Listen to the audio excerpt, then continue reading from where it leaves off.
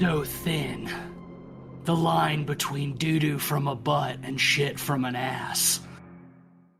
You're listening to America's premier real estate podcast, The Pod People, and I'm evil Justin Bieber. I'm the ghost of Spooky's past, present, and future, Ben Sheets. I mean, ghost of Spooky's past, maybe. There's not many spookies in our present, or in presence, for that matter. Hello, dear listener, and welcome back to the podcast. It's just me and Ben this week. Cleveland is not able to join us, and you know what?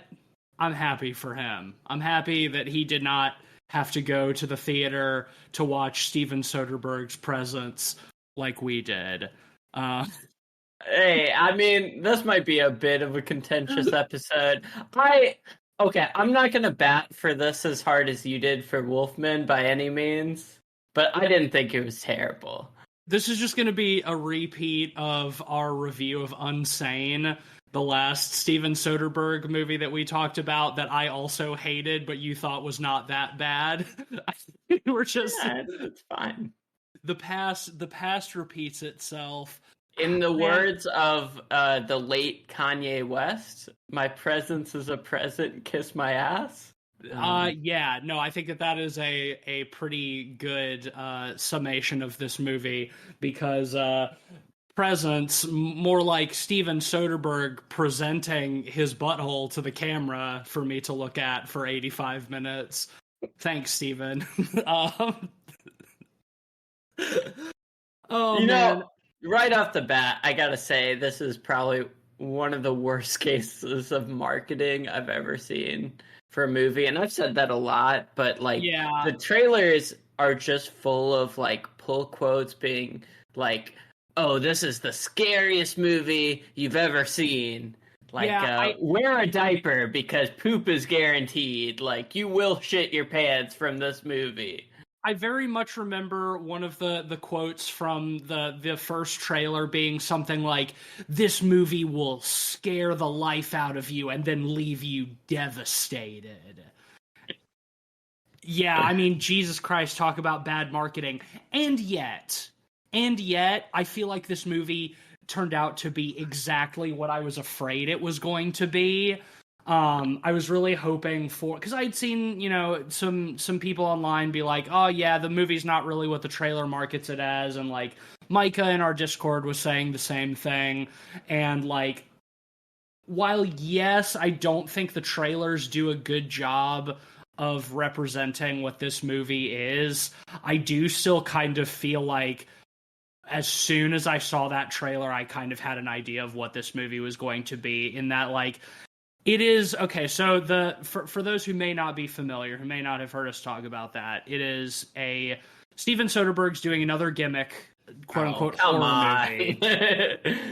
This is just like fucking Unsane, this is a fucking gimmick movie. Second gimmick horror movie? Okay. Yeah, right, that's what I'm saying. He's doing another gimmick horror movie. I'm not wrong about this, but ostensibly the premise is, it is a ghost story, a quote-unquote ghost story from the POV of the ghost. The entire film is told from the first-person POV of the spirit or presence or whatever that is haunting this house. A horror movie, it is not. What it really is a family melodrama with a sort of light ghost contrivance, I guess. The ghost aspect of it is most directly in kind of the formal approach, right? Right. The floaty camera, which I will say, I'm kind of mixed on that, right? Because for a presence movie from the POV of a ghost, I did feel like we were in the hands of a Steadicam operator who couldn't quite keep it floaty enough at times. No, dude, you know what it was, though? I don't think it was a Steadicam. I saw in the credits there were about a dozen drone operators listed. I think they shot this mostly with drones inside the house.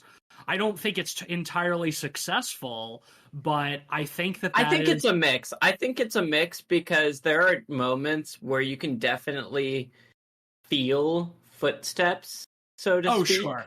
of the cameraman.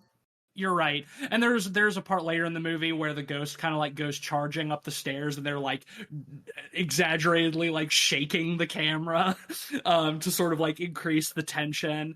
And you know what I will say is to this movie's credit, I do think that kind of like its premise with like the ghost POV and sort of like the technical aspects of how it's shot is like basically every scene is a single long continuous take. I mean, it's not very dynamic because it's like the camera doesn't change, so it's just sort of like this one kind of like wide angle lens that kind of like drifts around the house and like around the actors and stuff. And I do think that is like kind of interesting. Sure, yeah. I like how the formal constraints kind of inform the way it's told too, because like, you know, it's not a Birdman where it's like one continuous take through the whole movie. It does like progress through time, but they do it in a way where like it's interjected with like cuts to black after each sequence, which makes it almost feel like a lot of vignettes of like small moments, which I think is formally really interesting. Yeah, absolutely. And I think that like my ultimate frustration with this movie is that the sort of interesting and like kind of creative, like formal approach to the movie is in service of a script that I thought was terrible. It's frustrating because like I want to like this movie, but I don't even feel comfortable calling it like a drama because it is like a capital M melodrama. Like it's like a soap opera that's shot in an interesting way. And while I appreciate the formal approach to it, it doesn't change the feeling that I'm like watching a soap opera. That it's just, interesting you say soap opera because I do think there's a lot of restraint for the approach to storytelling for this.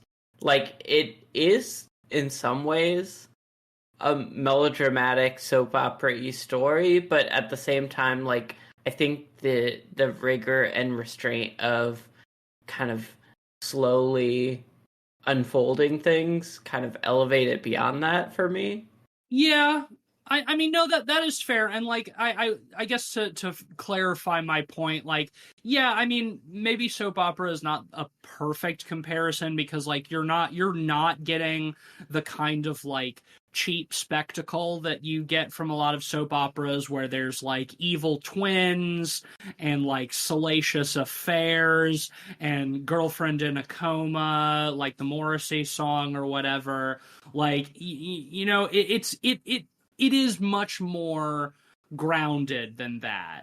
And you know, I will revisit this when we go over our prediction results for this next week, but it's like I feel like in one of my like predictions for this, I kind of called it that it's like a sort of heavy-handed contemplative. I don't know if I predicted how heavy-handed it was, but sort of like contemplative, like metaphor for like like grief and like coming to terms with death. And like it is that. And I'm actually kind of curious to get some of your thoughts on that because like it's something that we've been talking about a lot, both in our discussion of Wolfman last week, which is something that you harped on quite a lot, and also like, you know, just when we've been hanging out, we've been talking about like the Boogeyman, the Rob Savage movie, which you just watched for the first time, and how sort of like extremely on the nose the grief metaphor in that is. And I know how much that kind of stuff frustrates you. And I feel like I'm coming out of this one like way more frustrated than you are. So I'm kind of curious about like how that stuff struck you in this movie.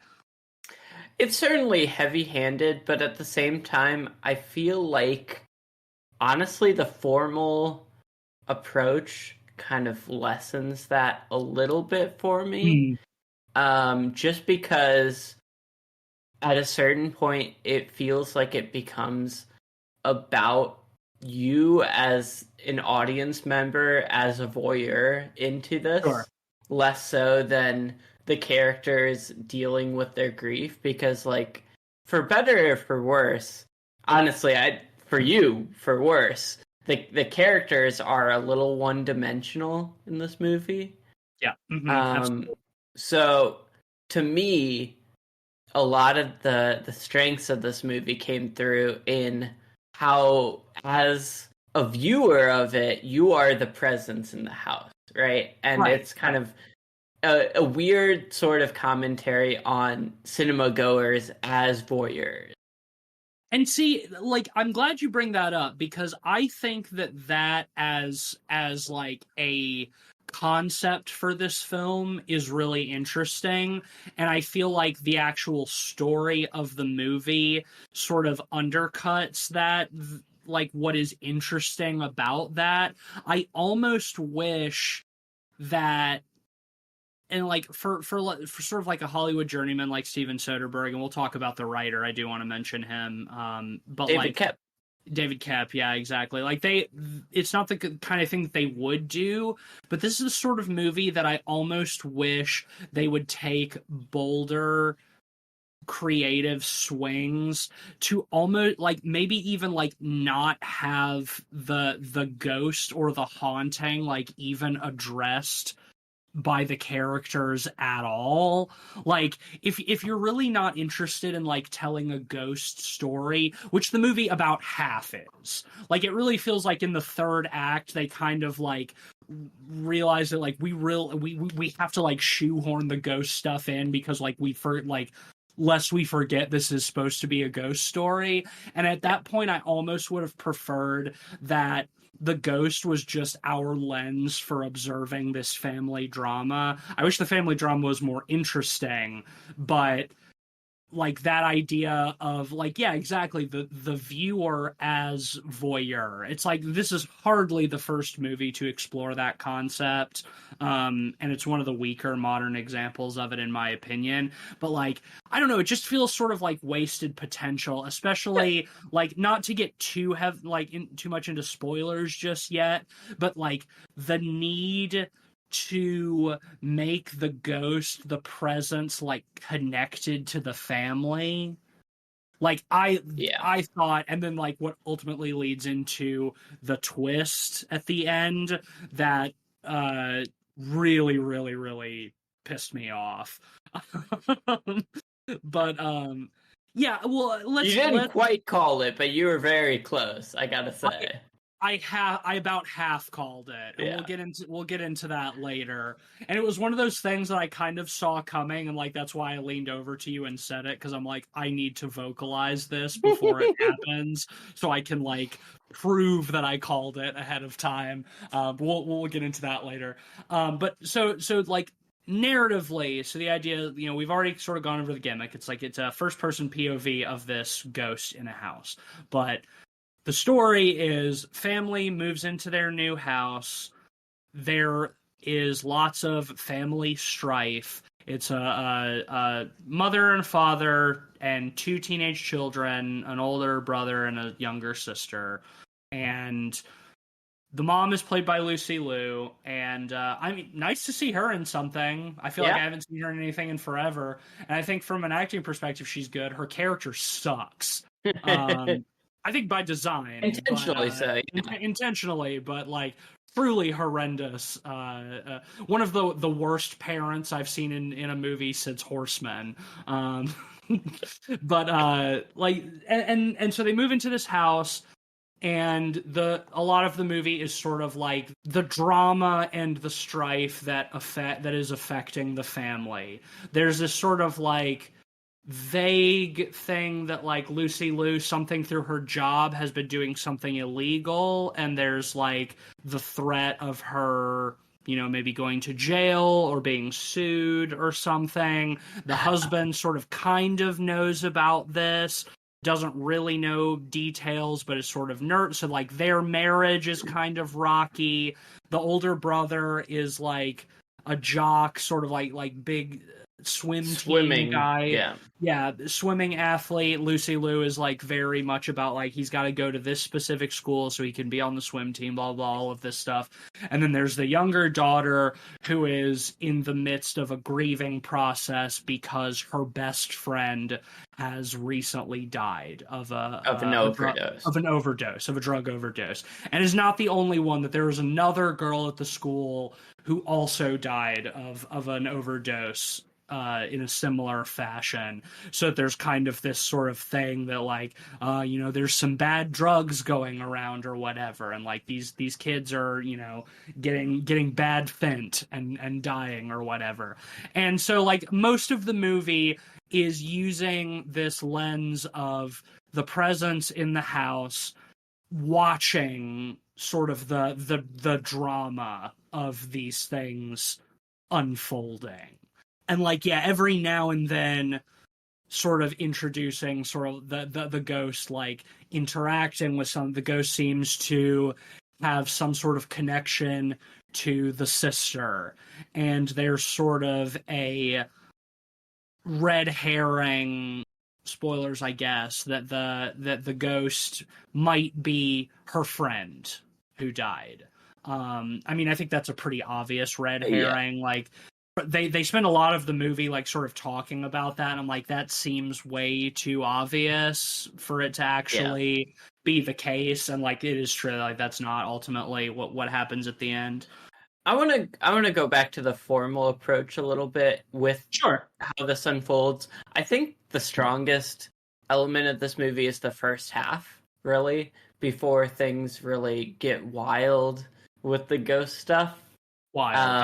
Because again, like I feel like there's a lot of restraint in the storytelling of the first half.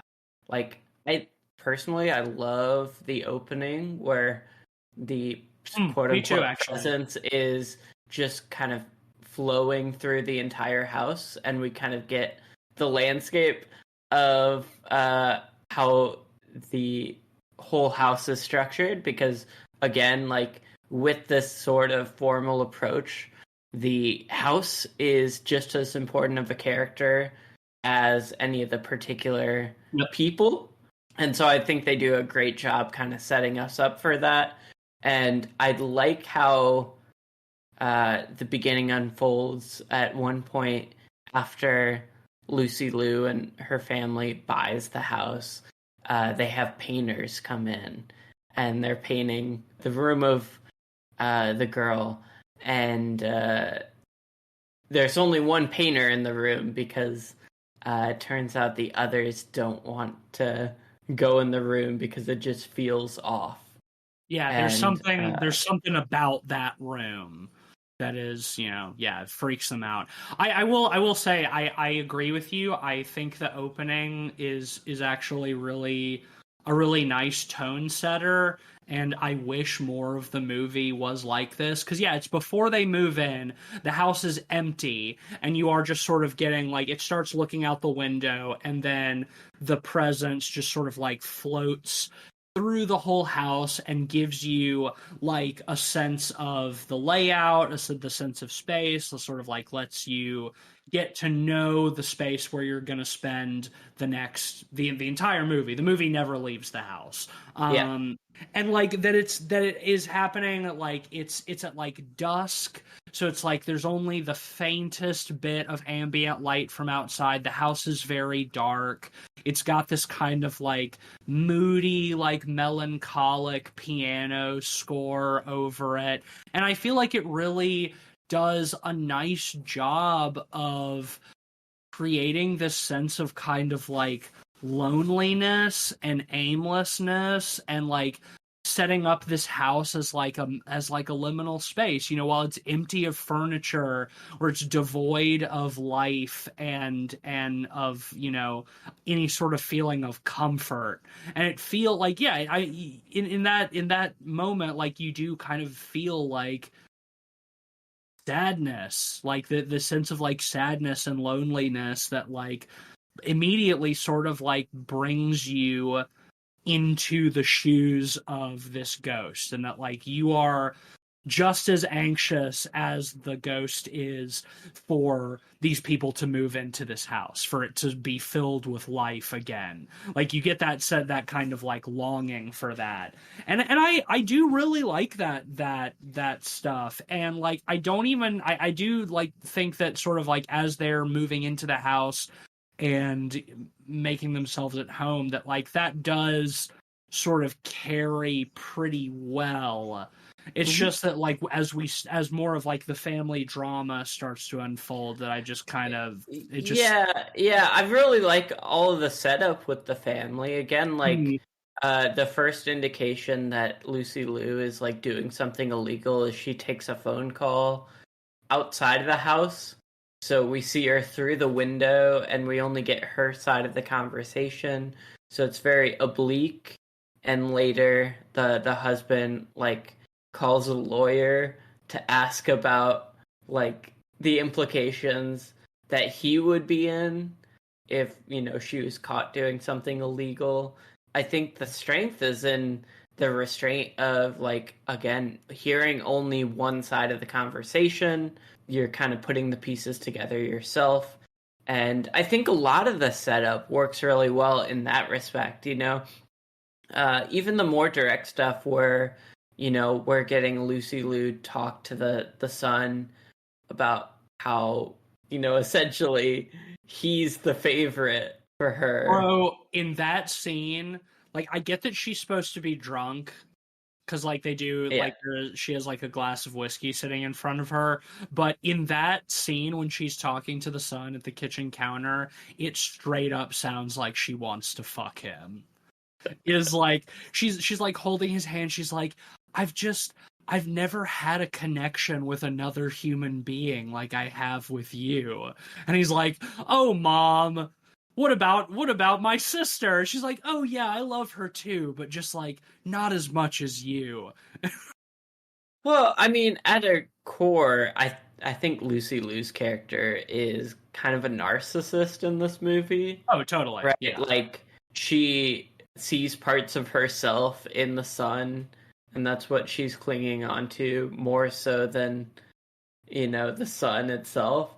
Yeah, well, I mean, it's kind of, it does feel like kind of that classic thing where like a parent is sort of like living vicariously through their children, you know, and sort of like living off of their success and whatever, and like she's less connected to the daughter because the daughter is more withdrawn and she's grieving and so on and so forth. But like, I do think that like I like the relationship between the father and the daughter. I think that is the emotional core of the film, and I think that stuff works the best for me.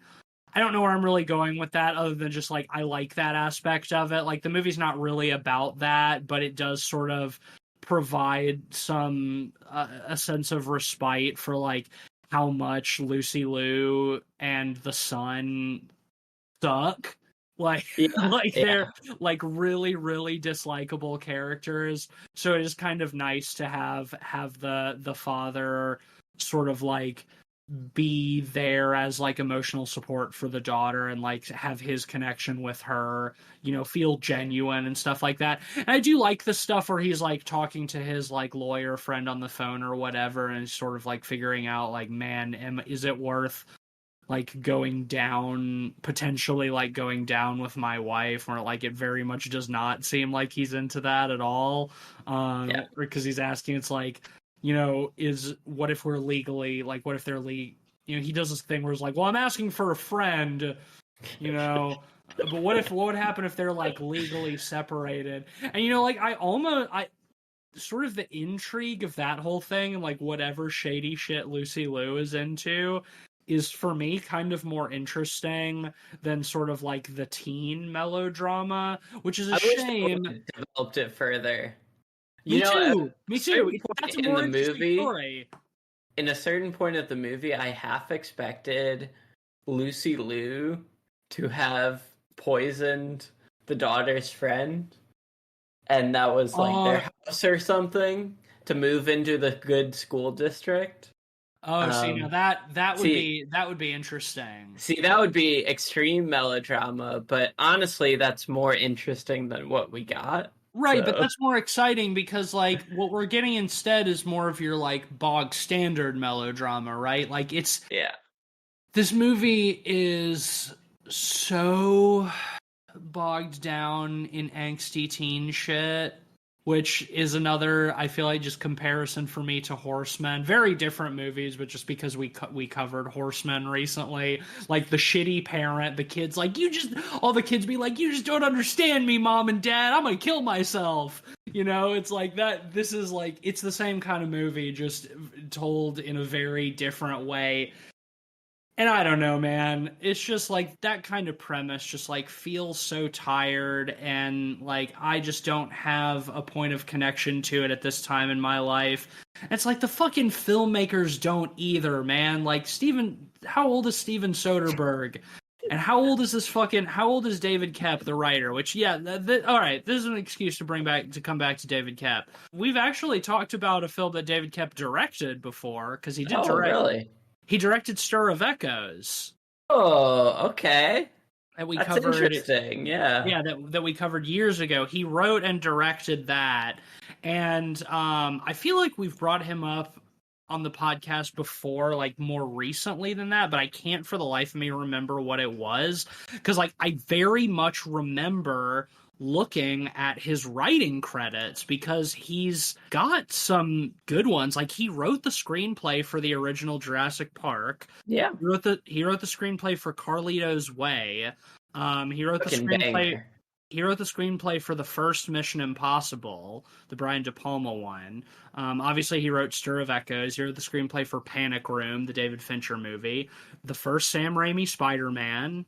He did write and direct Secret Window, the Johnny Depp movie. You remember that one? I never actually saw that one. Yeah. It's been a long time. I don't remember it being very good.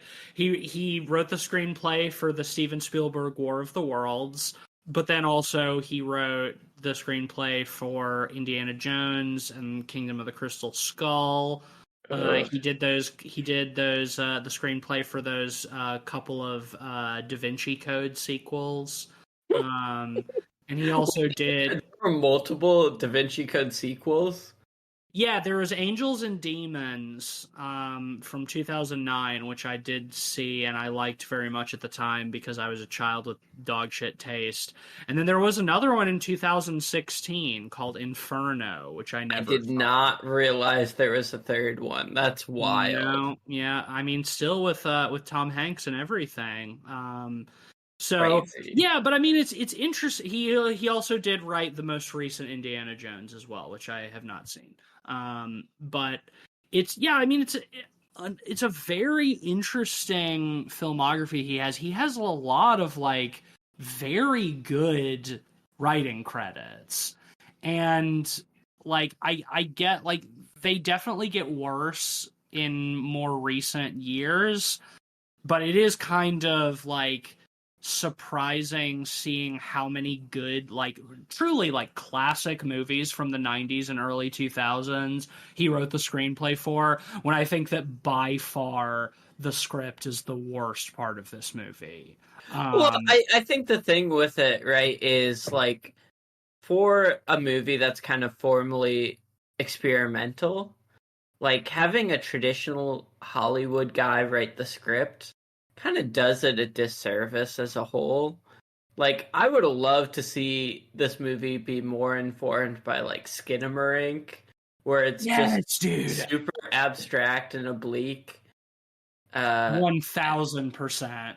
And like, I was hopeful in the first half, like I mentioned, with how like restrained it was in its approach to storytelling. But at a certain point in this movie, it makes a turn towards being very direct.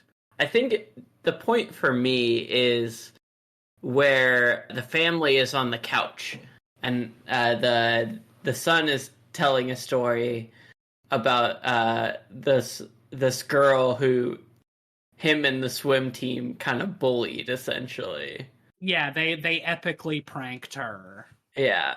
and the presence gets really upset about it and goes upstairs and like trashes his room. Yeah. And the family runs upstairs and sees it. And it's the first indication to the rest of the family that there's a presence in the house. Because for the movie up to that point, it was just the daughter who had experiences with this presence. Right. And I wish they had I kind of wish they had stuck with that. Like I was saying earlier, it's like if you're really using this as a vessel to tell like a family drama story, then have the guts to actually do that. Like, okay, make the daughter sort of like every now and then feel like there's a presence or something.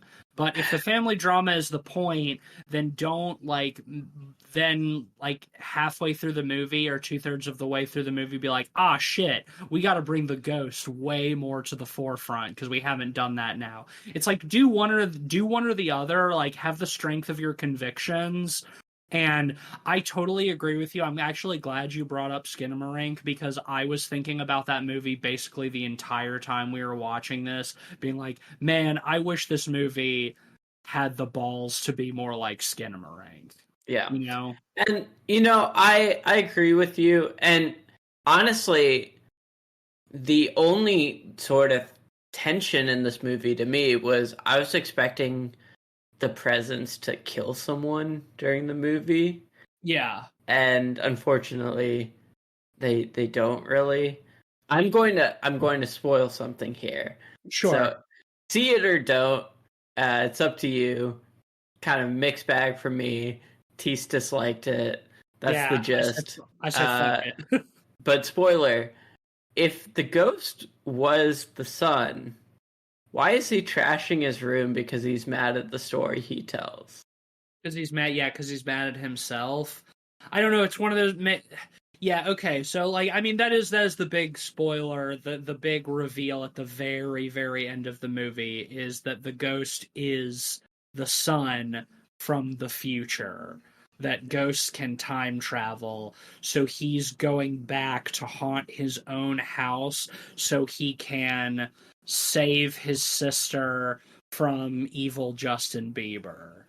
But it's not something he's doing intentionally. Like, I don't think he realizes who he is until later in the movie, which I guess you can use as justification for why he gets upset at that story. But still, that's a bit of a reach. Yeah, I mean, it is ultimately a contrivance, right? Because the red herring, like we've mentioned, is that the ghost is the daughter's friend, and that's why she has the connection, why she can sense the presence, why the ghost pretty much lives in her room. It lives in her closet, basically, multiple times. It sort of retreats to her closet. So, they use that as a contrivance to be okay, it has a connection to the daughter specifically. But right, it's okay, so the ghost doesn't know who it is, it doesn't know what it's there to do necessarily. They do that hacky scene where they bring in the medium later, which I thought was really, really annoying. Miss Exposition. Yeah, exactly. And Miss Exposition and her husband, Mr. Scam Exposition. Mr. Haircut. Yeah, Mr. Haircut.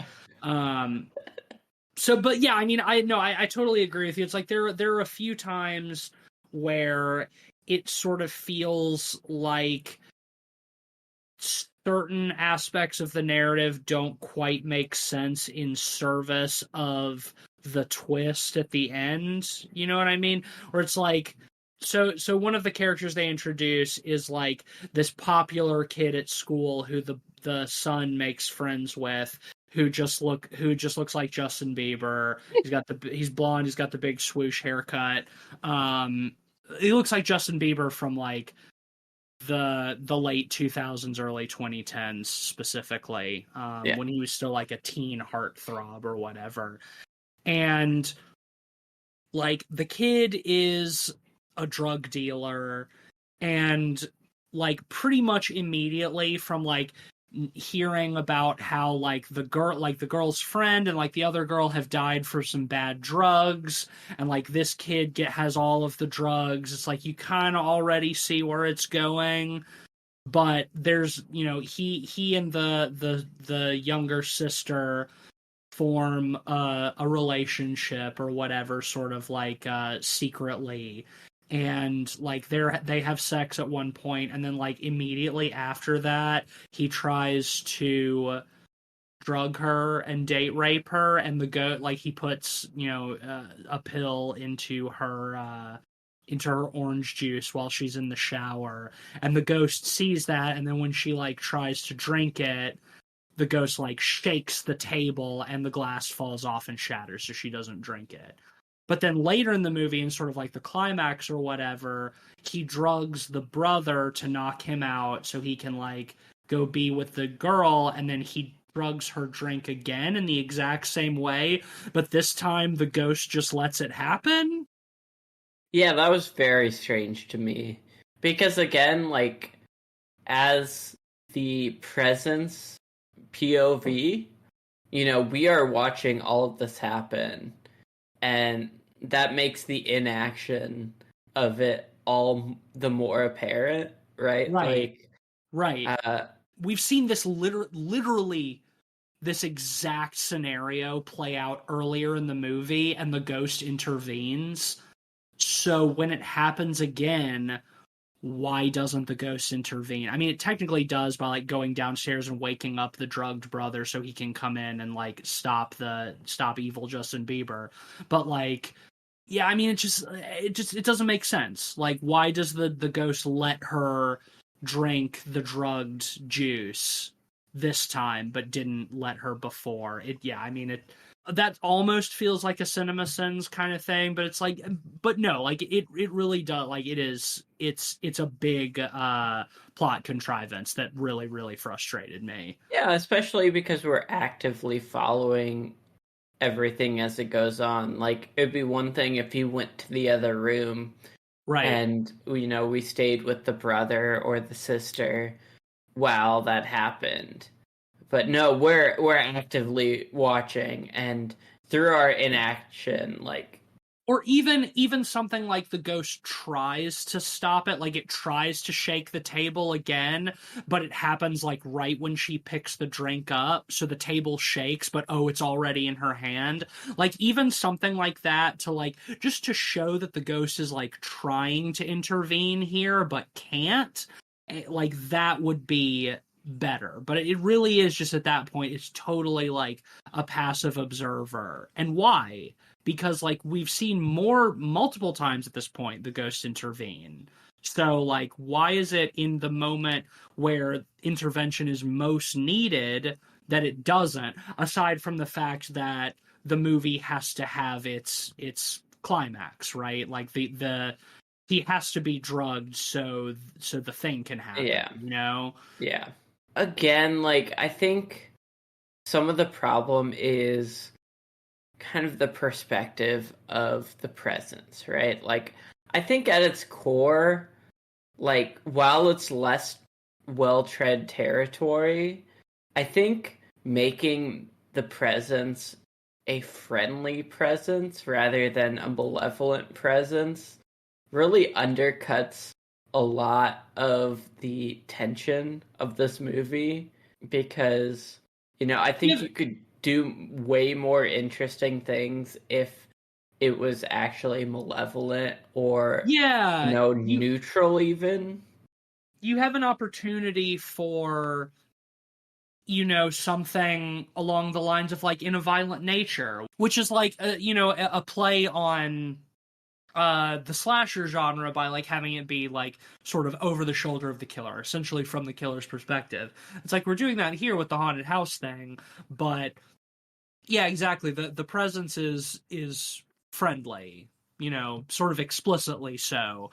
And I mean, I guess other than trashing the brother's room or whatever, you know, which is like light vandalism. Right, exactly. Like knocking his trophies off the shelf and like tearing down his Michael Phelps poster. It's like, ooh, spooky, you know? Like, yeah, I think this would have been more interesting. Like, it would be cool to do like a haunted house where the ghost is malevolent, like from the perspective of the ghost. Or you could even have it be like, you know, the ghost starts out neutral and kind of curious or whatever, but through its actions, the family gets scared, so they try to bring in like an exorcist or something, and that pisses the ghost off. So then the ghost becomes like full on malevolent. Or It's like, even, even have the ghost start, trying to be helpful, but the unintended consequences of trying to be helpful cause havoc on the family. Like, yeah, imagine if the ghost, like, pushed the drug dealer villain down the stairs early in the movie and caused, like, this ripple effect of right. the family, because of that. Like, I think that's way more interesting than what we got. Yeah, I totally agree. And like, something that I think is fucking stupid as well is like I kind of already like early on figured out that like okay, these there have been kids at the school like dying from drug overdoses. We've got this like skeezy drug dealer character. So like he's probably responsible for those deaths. But like the fact that they have to push it beyond that and it's more than just like him dealing like bad drugs. It's like that would have been fine, I think. But the fact that they turn into he's a young serial killer and that he's like intentionally like drugging and then murdering these girls is like it feels so fucking hack, man. It's like what we're talking about with like the ghost becomes malevolent and pushes people down the stairs or whatever. It feels like this movie thinks that that kind of thing is like too hokey or is like too not like not serious enough, and that it's like it's trying to be like a more serious examination of like this crumbling family dynamic and like grief and death and how people deal with that and so on and so forth. But then ultimately it's fucking Justin Bieber's a serial killer. It's like that feels fucking hack to me. It feels very surface level edgy, where like this movie had opportunities to be like legitimately edgy in ways that it passed up in favor of being like teen angst edgy, Oh my which god. honestly I would prefer like genuine edginess. Like if this was the ghost of a date rapist, like that is genuinely edgy, where a date rapist serial killer spewing off a villain's monologue in the third act feels Bro, like he has multiple villains monologues. He has yeah. the one after when he tries to drug her the first time after they had sex, where he talks about how he's all, oh, I'm so alone and nobody understands me, and I carried a razor blade around in my glove for 6 months. Ooh, I'm gonna kill myself. It's like it's so fucking angsty, bro, and it's like in that scene it was obnoxious and on the nose, but then when he does basically the same thing after he's like drugged her and is like going to kill her, except now his monologue is even more sinister, but it's like from it's content wise basically exactly the same monologue he's had before. It's like, oh bro. The one thing I'll give that sequence is, again, the formal approach lends it a bit more ickiness than usual, because traditionally in Hollywood movies you'd cut to different reactions or camera angles, where seeing this whole sequence go essentially one take uncut gives it some extra achiness to me. Yeah, Even I though mean, it is hokey, like it does feel extra icky because we feel like it's in real time in the room. Yeah, like we're standing there in the room and kind of unable to do anything about it. It's like, yeah, from a structural standpoint, I totally agree with you. I just feel like a lot of that tension is deflated by how bad the script is and how fucking like stupid, like how stupid his monologue is. Like it's hard for me to like really feel disturbed by it because I was just rolling my eyes, you know? And that's frustrating. Again, I think that's where kind of the formal approach kind of covers some of the shortcomings a little bit. Like, I agree with you that it is still kind of hokey and on the nose. Like, I don't need a villain's monologue in general in a movie like this. Like, that is very Hollywood. Bro, for a movie that feels very un-Hollywood. He has his little metal cylinder that has just saran wrap in it. He has to have like a special like a killer's like teeth for his saran wrap, because that's what he does. He drugs them with Fent, and then he takes saran wrap and he like covers their nose and mouth with it so they suffocate. So like, oh, the coroner doesn't know because they have drugs in their system and they just stopped breathing. No, but that it's just yeah, no fingerprints or whatever. But it's like, you'd think that like there would be, I mean, I don't know. It's like if he had gotten away with it in this case, that like he was hanging out with the brother before that and like drugged the brother. You'd think the brother would wake up the next day and be like, I was partying with this weird, creepy kid who's really popular at the school for some reason. And then all of a sudden I just fell asleep and I woke up and he was gone and my sister's dead. You know, it's like...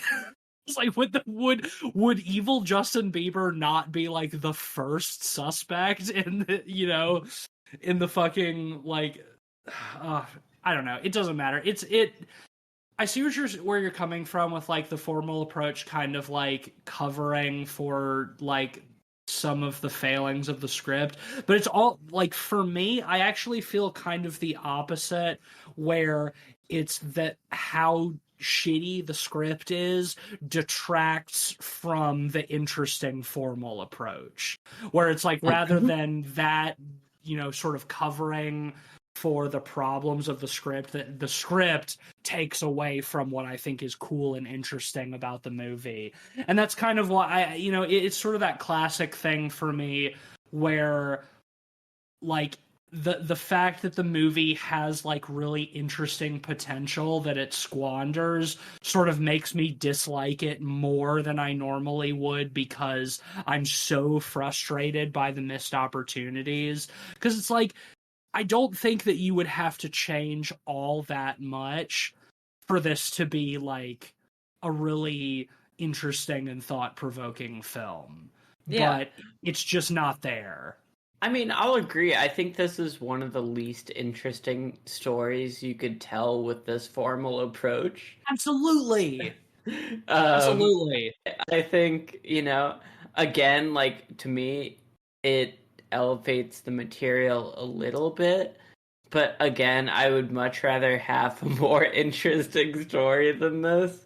Yeah. And I think in a post Skinamarink world too, it's like, obviously it's not the most fair comparison, but I do think that like Skinamarink kind of offers a haunted house story that has a similarly bold and creative structural approach, but it's so much more well considered and interesting and scary, you know.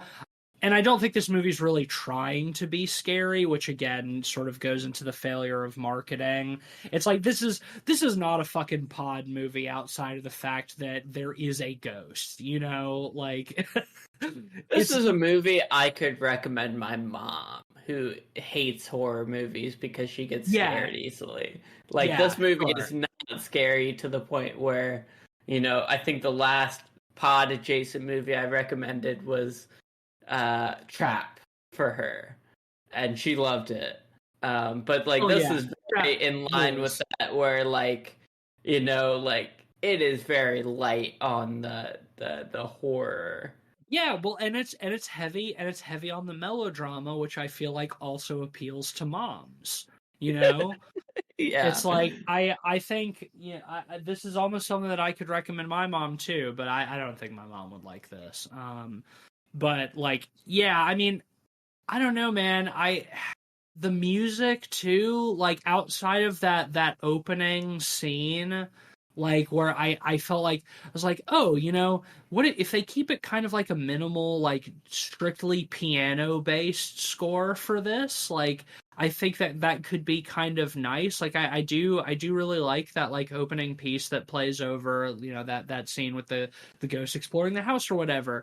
But it's like even the music gets melodramatic and like it's the third really act. strange to me when the music is diegetic versus non-diegetic, because there's a few cases where it's very much in the house. I think about like the son listening to music, and then right after that scene we go upstairs and the serial killer villain, he starts playing some music on his phone, and it's clearly not coming from the phone.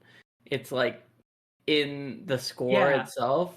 Well, yeah, because then the ghost goes downstairs to wake the brother up or to wake himself up. Ooh, but like you can hear the music in the distance, but it sounds like it's like a.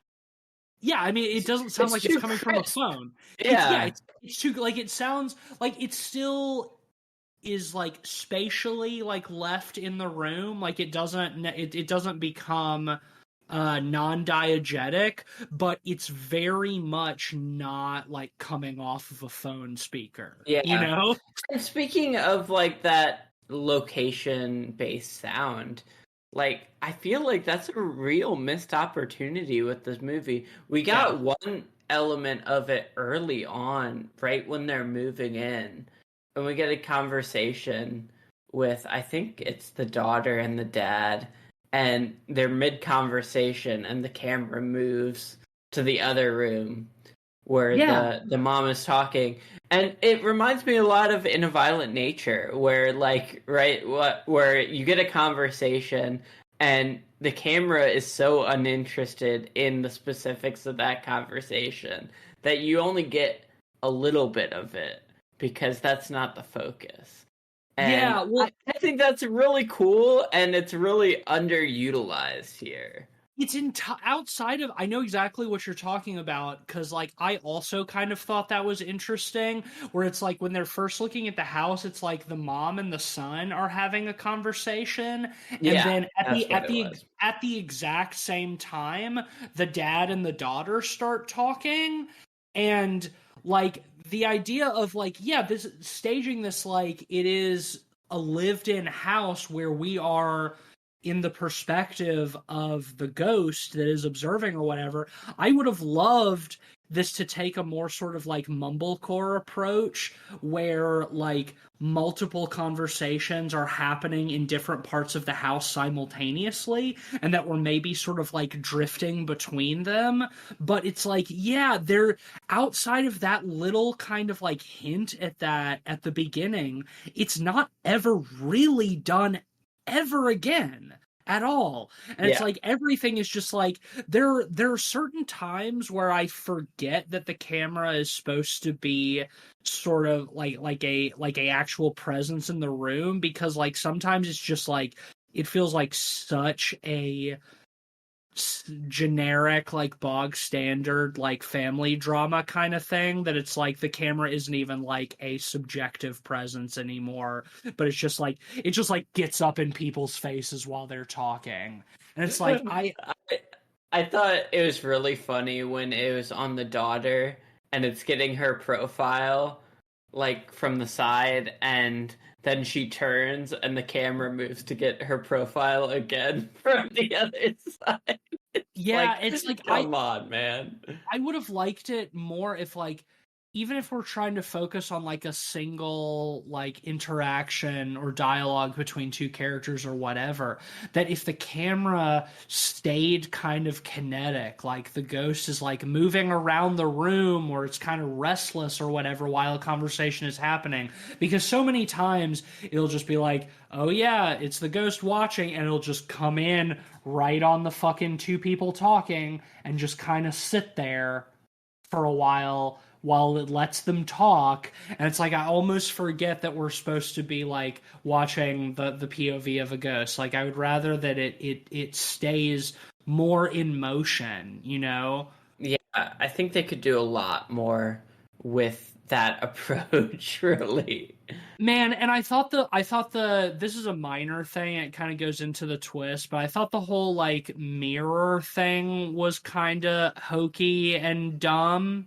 I agree. I will say that kind of circles into the lady with the second sight, the psychic, the medium, Miss Exposition. I will say the one thing about that scene that I liked is her looking directly into the camera a bunch. Yeah. I think that was really cool, actually. And I think the moments outside of that, even where, you know, characters directly look into the camera because they sense the presence, is really cool. I think that's a really cool premise. Yeah. But, you know, at times it's, you know, the son or even Lucy Liu later in the movie. Every now and then, near the end, yeah. No, I liked that stuff too. And like, yeah, it is cooler in like the medium scene where it's like, yeah, she's pretty much constantly like looking at the camera. It's like because she knows the ghost is there. Like I'm into that.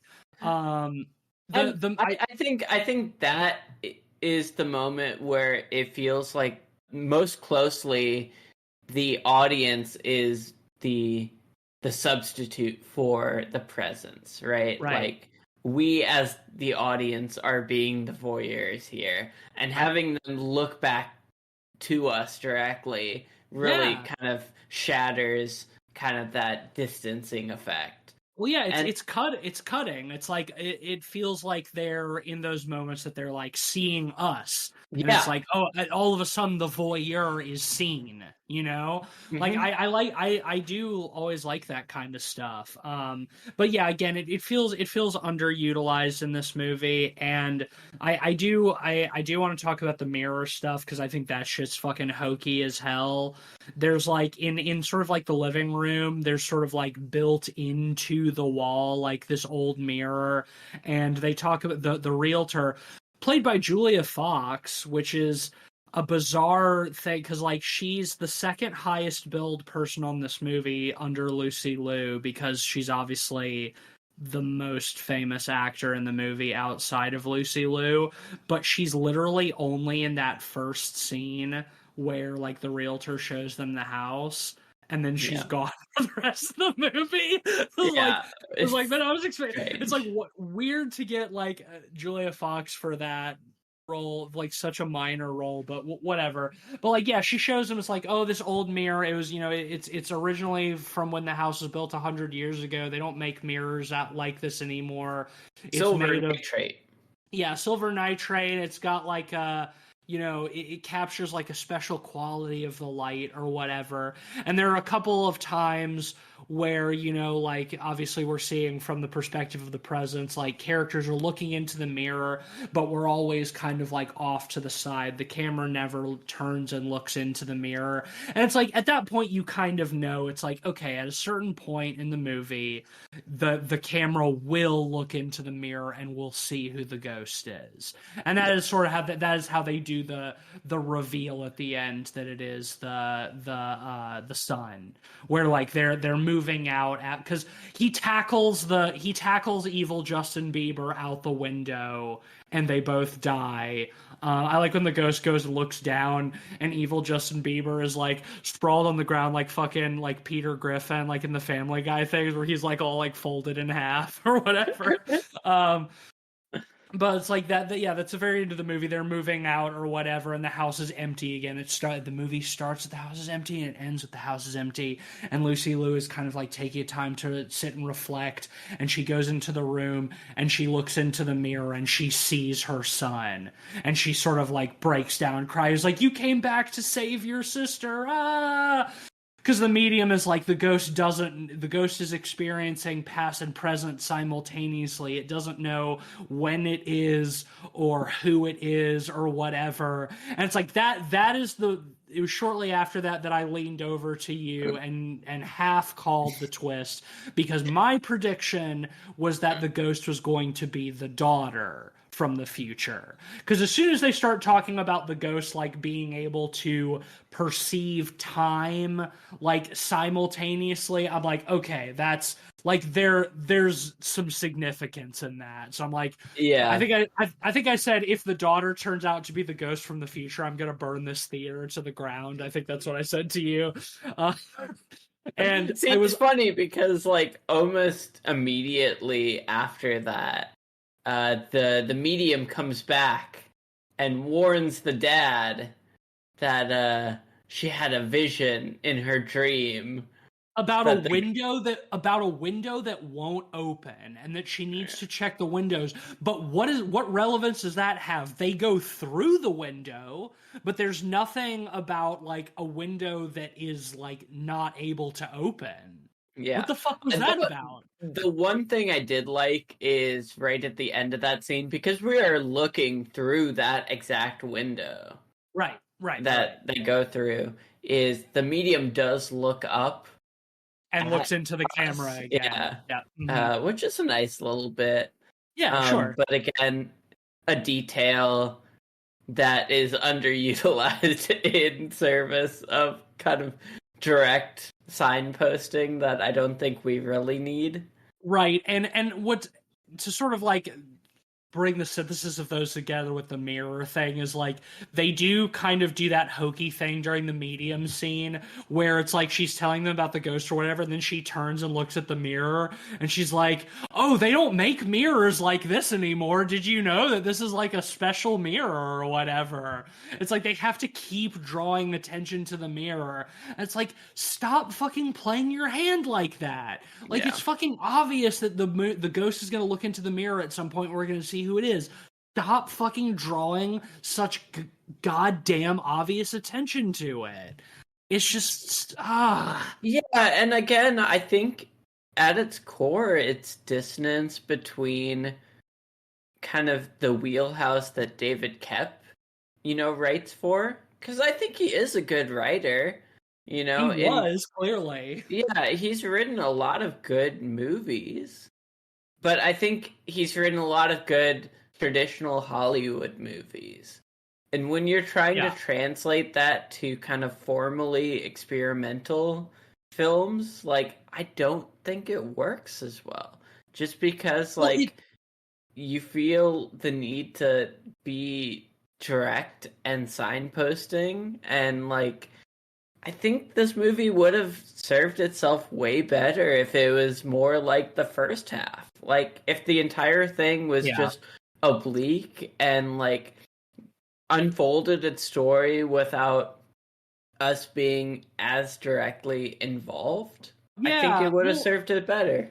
I agree with you 1,000%. And, to sort of bring the comparison to Unsane, which is the last Soderbergh that we covered on the pod, I think it has similar problems where it has like a very kind of unique, at least for the time, and sort of like bold formal approach that is underserved by a stupid script with a dumb twist, where it's like the Unsane thing was like it was shot on an iPhone, and it's like it's about a person who is like sort of unjustly sent to an insane asylum because she's being stalked by somebody, and the doctors think that it's all in her head, and then it turns out the twist in that movie is that the person stalking her is like one of the orderlies at the insane asylum. And it's like that is kind of like similarly like groan inducing eye rolling that like evil Justin Bieber Beaver. Is that evil Justin Bieber is a serial killer who's been like intentionally drugging and murdering these girls. It's like it's the same kind of thing. And frankly, I'm surprised that David Koepp did not write Unsane, because he didn't. I don't know who wrote that. I don't really care. But it's like I had to double check. It's someone completely different. But it is like shockingly similar, and like, and I think that's a lot of the reason why like I have similar frustrations with this movie that I did with Unsane. And like we were kind of talking about in the car on the way to the movie, it's like I'm super hit and miss with Soderbergh. Like I haven't seen any movies of his that I've really, really loved, but like I think he's made a number of like solid film. Like the Ocean's movies are pretty fun. At least the first one is. Like those are fun. Yeah. Logan Lucky is good. I don't like it as much as you do, but like Logan Lucky is good. I love Logan Lucky. I love Traffic. I don't know if you've ever seen Traffic. No, I've not seen that one, and I've not seen Sex, Lies, and Videotape. I love we have talked about it. Yeah. I haven't Out seen of that Sight one either. Is great. It's a great heist movie with Clooney and J-Lo. Really fun. Okay. He also did The Limey, which I really liked. That one has I haven't seen Terrence Stamp in it. He's great. So maybe I'm missing a lot of Soderbergh's heaters. Like that's some gaps for me to fill in. Like I don't hate his Solaris adaptation. We've talked about that before. It's no Tarkovsky. I don't hate it, but yeah, I mean, I don't know, but like, geez, man, like I kind of appreciate his willingness to take these kinds of like interesting, like formal swings, like Unsane and this, but like, I just don't think they're good movies. And I think outside of the kind of unconventional formal approaches to them, they don't really have any like real redeeming qualities. And it's like if either Unsane or this were shot like a traditional Hollywood film, like they would just be like just dog shit, man. And I thought this one was pretty dog shit as it is,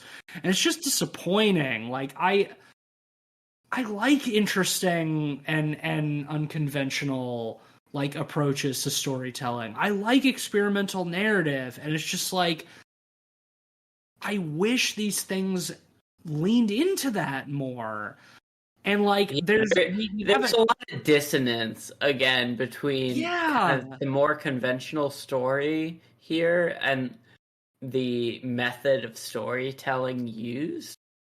Yeah, the method of storytelling I'm totally on board with, but the story that it is telling, I hate. I just really don't like it. Yeah. Like if with a better script, this could be a great movie. I believe that. And honestly, it's got me a little nervous because it won't be a pod movie, but we are getting another Soderbergh movie this year, a spy thriller called Black Bag with Michael Fassbender and Cate Blanchett, and I've seen the trailers and it looks good, but it is also written by David Koepp, and that has got me a little bit nervous at this point. And like I don't know, that type of movie seems more in his wheelhouse. It's more conventional for sure.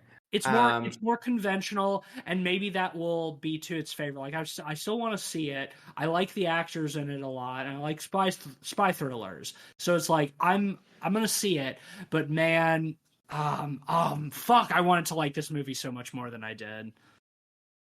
Yeah, I was looking at Soderbergh's filmography here, and one movie stood out that I mistook for Gus Van Sant movie, honestly. It's called Bubble. It is sort of a Midwest crime story in a way. Is Gus Van Sant involved at all? No, not at all. But it's formally very similar in terms of like slow cinema, sort of very formally considered approaches. To the point where, you know, if you would mistake it for something from the director of Elephant, for sure. Yeah. I mean, and I think that's a great example of like taking a formal rigor and applying it in interesting ways because the story is equally restrained. Where, like, again, I think the core problem here is just the dissonance between the audience friendly story and the audience unfriendly method of storytelling. Yeah, man. On a more sort of holistic level, like, I think Steven Soderbergh is a really interesting filmmaker because I would not consider him an auteur by any means, but I do think that he is kind of the model, like, Hollywood journeyman director, where it's like he doesn't have what I would consider like a recognizable or consistent style, but he does so many different types of movies and tries so many different things that, like, you can't really pin him down in kind of the same way that, like, I hesitate to go too far with this comparison, but like kind of like a Sidney Lumet kind of filmmaker. I think Sidney Lumet is much higher highs for sure with Sidney Lumet. Much higher highs, but somebody else who has a ton of different types of movies under his belt, and some that are really good and some that really do not work at all, you know, but just like somebody who's always working. I agree. That's an interesting comparison. I think what's most interesting to me about Soderbergh is more often than not he works on a very small budget, right? Like this movie is a great example of that. Like Lucy Liu is the only real notable name outside of essentially a cameo from Julia Fox. Right. Like, I think, you know, it's very small scale, single location, very high concept, but like somewhat small budget execution wise. But I think that's why he's able to make so many movies. But he also does. It's interesting. I agree with that, but I also think he does like straddle that line where he does do big budget cinema sometimes. Like the Ocean's movies, those are big budget cinema. Yeah. I think Logan Lucky is pretty big budget cinema, all things considered. So it's like, yeah, he does all of it. And that's what I think is cool about him, is that like the dude who did Oceans 11, 12, and 13 is in 2024 or 2025. What year is it? What's going on? What's happening? Is making this kind of movie, is making like a weird sort of like indie pseudo art house, like unconventional narrative, unconventional formal approach to a very conventional narrative, and that's the problem. And so, like, despite my many gripes with this movie and the fact that I don't think it ultimately succeeds, I do respect the swing. I think he kind of struck out with this one, but like I respect him swinging at it. So I don't know. Are you ready to rate this? Do you have anything else you want to add? Yeah. No. Why don't you start? Because it's going to be higher for you. You're going to be higher. Yeah, I think, you know, in interesting ways, this plays off of the Wolfman stuff because, like, again, like I think for me, the weaknesses of the story surpassed like its formal strengths. Like I think with Wolfman, like the strengths of the movie were like the Wolfman POV and kind of like the more considered cinematography. But that didn't do enough for me.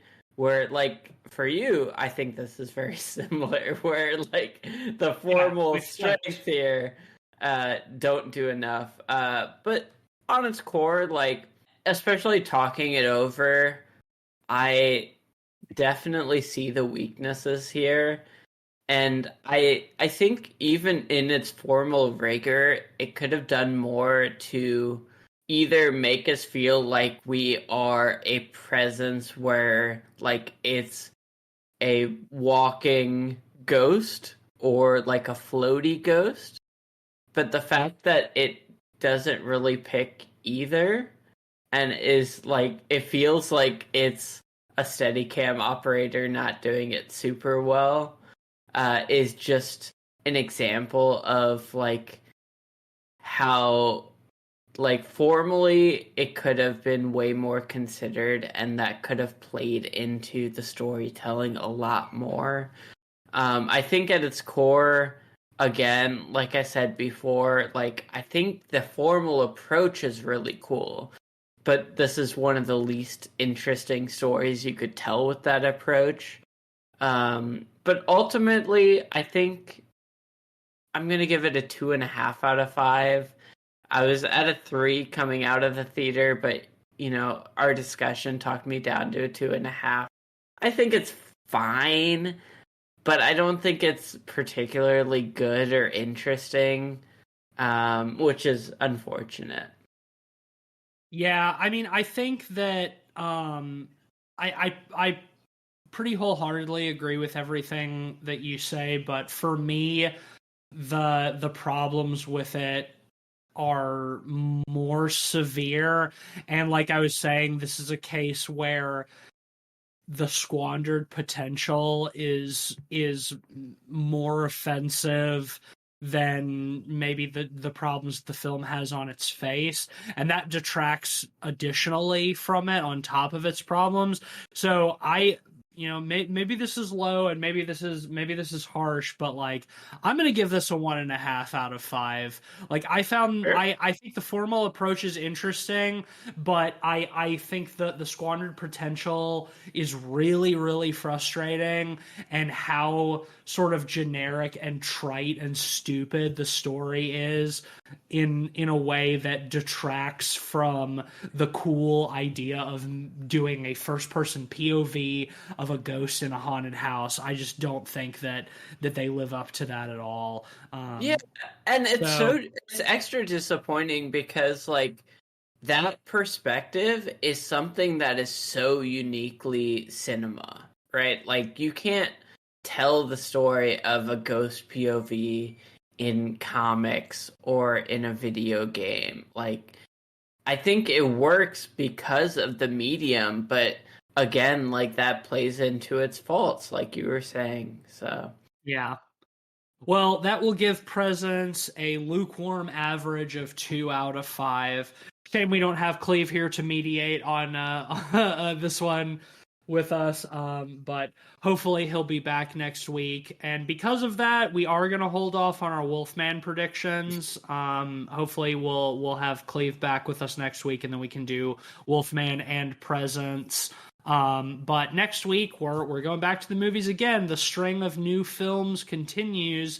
Is it Companion up next? yes, I'm Okay, very cool. excited. Ooh, thank God. I'm excited about this one. Yeah, this is one that looks very, very fun.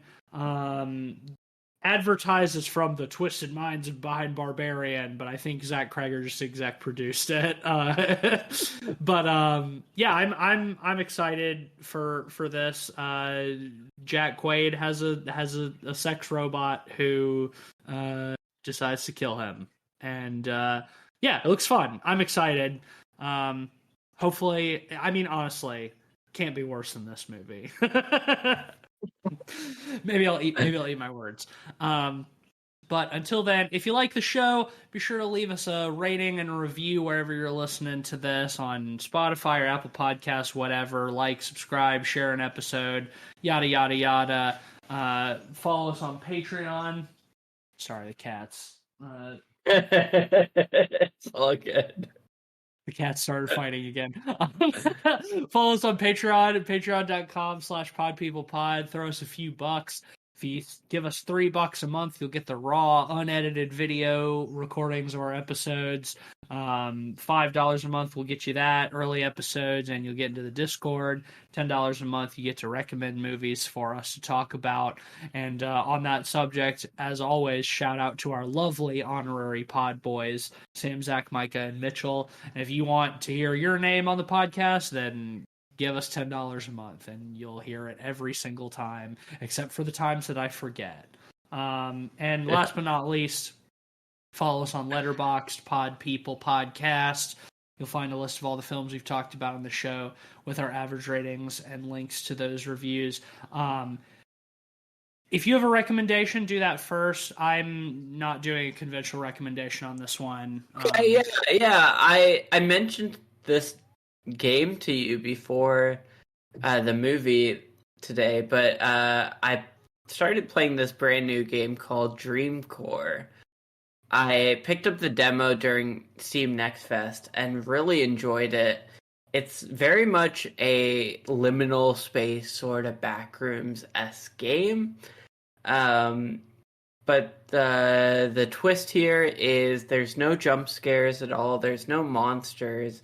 It's essentially a walking simulator where the creepiness and the horror is built on the atmosphere, right? And they just launched the game with the second level as of recording, I think yesterday or the day before. The second level is Eternal Suburbia, and you're just going from house to house, in this sort of labyrinth of different environments. And the houses are really unsettling in that, like, you go into these houses and there's no real rooms in them. They are just hallways. You're going up and down stairs. You're getting spun out and about, essentially. But these houses are not homes. And kind of the vibe of it is so unsettling. There's a day-night cycle where during the day, like, there's speakers that play like caretaker-esque music, but at night it's completely silent, and sometimes there'll just be weird sounds. And it's super unsettling. Like, the perspective is first person sort of body cam style, with a VHS filter. So it gives it sort of a hyper real sort of vibe to it, because like the lack of detail is obscured by kind of the VHS style of it. I will say, as a word of warning, it's one of the first games that's ever made me motion sick. Playing on my Steam Deck, going through tight corridors, like, it legitimately made me sick to my stomach, which has never happened before. But overall, like, it's a big recommend. I think it's a super cool game. More people should check it out. It's only like $9, so. Well, it sounds like ambient horror done much better than Presence. Yes. Yeah, so like I said, I'm not going to do a conventional recommendation on this one, but I do want to spare a couple of minutes. We mentioned in passing on our last episode, but recently the world lost David Lynch, and, he's somebody, we've covered a number of his movies on the podcast, and I think he is a sort of singular artist who is very important to a lot of people, including all of us on this podcast. I know I'm speaking for Cleveland here as well. And, just speaking for myself, an artist who really at a foundational age strongly defined both my taste and just my appreciation and love for what art can be and what it can do in all of its myriad forms.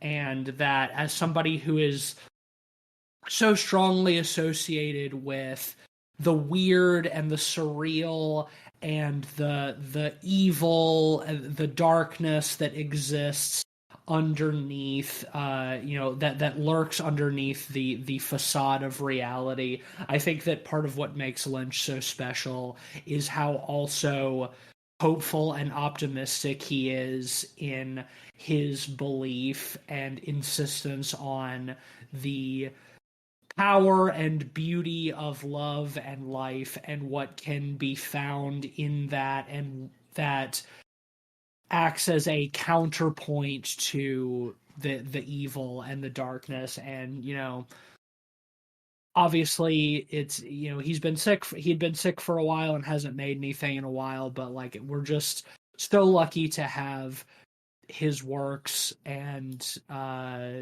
yeah, I mean, his presence will be missed by many and by us here and on this podcast. So if there's a recommendation to be had in all of this, it's go watch your favorite David Lynch movie or show or whatever that may be. Again, in the words of the late Kanye West, his presence was a presence. Kiss my ass. Yeah. Not to double dip, but I do want to mention two things from David Lynch that are of particular note. Sure. As of recording, in about 2 weeks, they're doing a reprint of Twin Peaks Z to A, which is a Twin Peaks box set on Blu-ray featuring all 3 seasons of the show Twin Peaks, as well as Fire Walk with Me and a bunch of supplementary material. Shit. Yeah, it's fairly affordable. It's only like $60. I'm definitely going to be picking it up personally. For all of that, only $60 for all of that. That's a fucking steal. Yeah. Holy shit. Great deal, in my opinion. But also, he wrote a great book called Catching the Big Fish, which is one of the best books on creativity and the creative life that you can ever read.